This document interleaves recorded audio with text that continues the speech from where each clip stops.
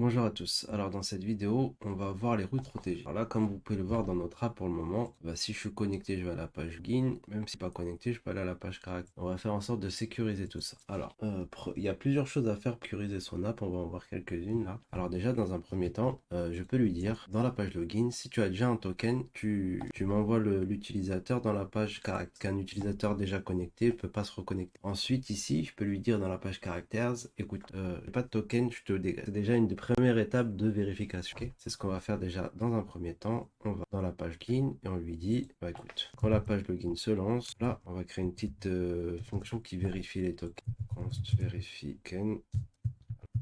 Ok, fantastique, ça travaille à ma... Voilà, verify if user is connected. Merci GitHub Pilot, c'est exactement ce que faire. Et là, voilà. Donc, je peux lui dire au use effect, je lui dis, ok, si j'ai un token, je le bouge. Alors, je vais dans la page login, pam, je vois ça. Ok, vous avez vu, j'étais sur la page login et il m'a renvoyé directement sur la page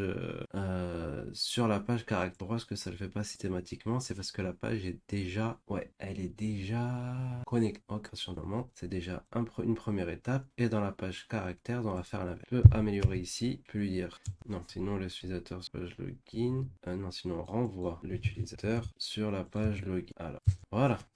En gros, ça, je vais pouvoir le mettre dans une petite, dans un petit utilisateur à l'extérieur. Alors, ce que je vais faire, je vais lui envoyer la navigation en props parce que je pourrais pas le récupérer sinon. Et utilise. Ok, je l'exporte. Voilà. Hop là, et faut que j'importe à 5 storage ici. Ah, ça use. Ok, il a pas voulu m'importer. Donc voilà, alors là j'ai exporté ma fonction dans un truc pour le réimporter dans login et dans Ctern. Et ça va être une petite fonction de vérif. Donc dans la page login, ici j'aurais plus qu'à faire ça, navigation. Et voilà, je l'importe, tout est bon, il est importé. Donc si je vais là sur page login, là il est pourtant, voilà, il me redirige direct. Je vais faire la même chose sur la page Ctern dans un effect. Là c'est la porte d'entrée de l'app ici. Ok. Alors l'utilisateur, je sais de source sûre qu'il est connecté vu que le token, je l'ai stocké. Il va falloir que je supprime ce token. On va faire un petit ton déconnexion. Ok, c'était pas prévu, mais de suite, tout en haut, on va faire ça. Une petite fonction disconnect. Là, voilà, je remove.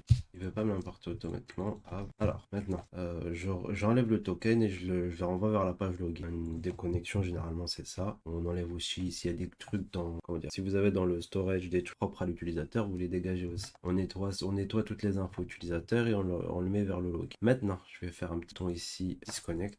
Navigation, bon, parfait. Adresse, non, je mets disconnect. Et le label, se déconnecter. Ok, moi, voilà, j'ai mon petit bouton se déconnecter, pam. Et donc là, si je vais sur la page caractère, voilà, je suis rejeté direct. Si je me reconnecte, si j'ai bien mon token, prends un petit temps, c'est bon. Là, j'ai bien connecté. Et si je retourne vers la page login, il veut pas me renvoyer direct. Je regarde. Alors j'ai trouvé. Voilà, parce que en fait, le use effect se fait lorsque la page se rend.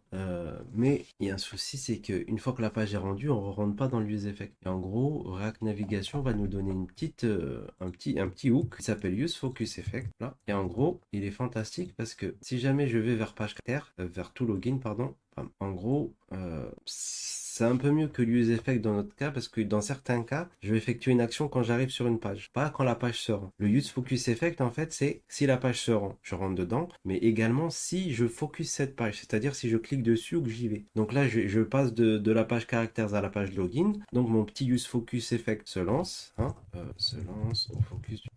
Hop là. Et donc, ça me permet d'avoir un petit truc qui, lorsque j'arrive sur la page, fait la vérification, tu as un token ou pas, on le dégage. C'est la première étape de la vérification de token. Mais ce n'est pas suffisant. Parce que je pourrais facilement outrepasser cette vérification en mettant n'importe quoi dans le token. Parce que là, vous avez vu que dans Verify User is Connected, je ne vérifie pas si le token est correct. Là, je dis juste, ok, bah ouais, j'ai un token, tu rentres. T'as pas de token, tu rentres pas. Mais ça suffit pas.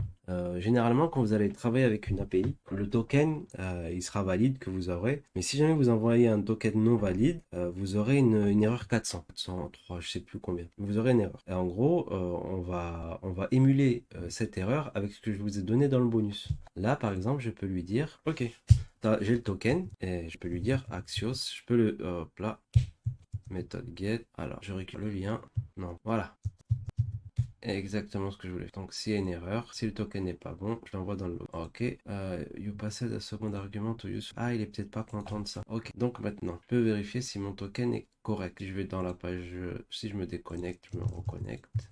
Ok, voilà. Là, j'ai bien touché ma route protégée. Mon token est... Maintenant, je vais mettre n'importe quoi dans le local storage et je vais réessayer. Ok, je vais mettre n'importe quoi dans le local storage et je vais réessayer. Donc là, au login, voilà. Alors ça, il va me dégager direct. Ok, je reteste, je me déconnecte, je me reconnecte. Là, je fais bugger là. Pourquoi? Parce qu'il y a un token. Mais je navigue, retourne vers caractère parce qu'il est pas bon. En gros, s'il y a une erreur, il faut que je supprime aussi le token. C'est ça l'erreur que j'ai fait. Async storage.remove. Voilà. Parce que sinon, je rentre dans cette boucle incroyable. Voilà. Là, c'est bon. Là, si jamais je recommence. Donc là, c'est toujours n'importe quoi qui va aller dans mon local storage. Bam. Je suis dégagé directement. Je pourrais rajouter un message d'erreur. Hein. Une erreur est survenue. Voilà. Not authorized, ce que vous voulez. Mais vous avez vu qu'on peut protéger, on protège comme ça. En gros, là, j'ai fait une petite route protégée et je vérifie que ça marche. Vous n'aurez pas besoin de faire ça parce que normalement, vous allez avoir une 401. Vous n'aurez pas de route spécifique pour vérifier le token en fait. Le token est vérifié à chaque requête authentifiée sur votre API. Non. Donc là, c'est juste pour vous montrer comment ça marche. Mais en gros, s'il y a une erreur ou si le gars n'est pas autorisé, je peux le virer. Je vous montrerai peut-être une autre méthode. Après une vidéo, je vous le montrerai en live avec les intercepteurs d'Axios. Comment créer un intercepteur? Comment, si j'ai une 401, faire en sorte que je sois déconnecté peu importe où je suis. C'est-à-dire, imaginons que, je sais pas, j'ai 500 calls API, et ben je fais pas 500 vérifications, j'aurai une sorte de chose qui va surveiller mon application, et lorsque j'ai une 403 ou une 400, une 401, je sais plus c'est quoi l'erreur, et ben je dégage l'utilisateur, je lui enlève le token. Peu importe dans l'app, je vous montrerai ça dans une autre vidéo, je pense, mais pour le moment, on va dire que c'est une façon, on va dire, passable pour l'instant. Je vous montrerai comment mieux le faire plus tard. C'est à peu près tout pour cette vidéo, et on se retrouve à la prochaine.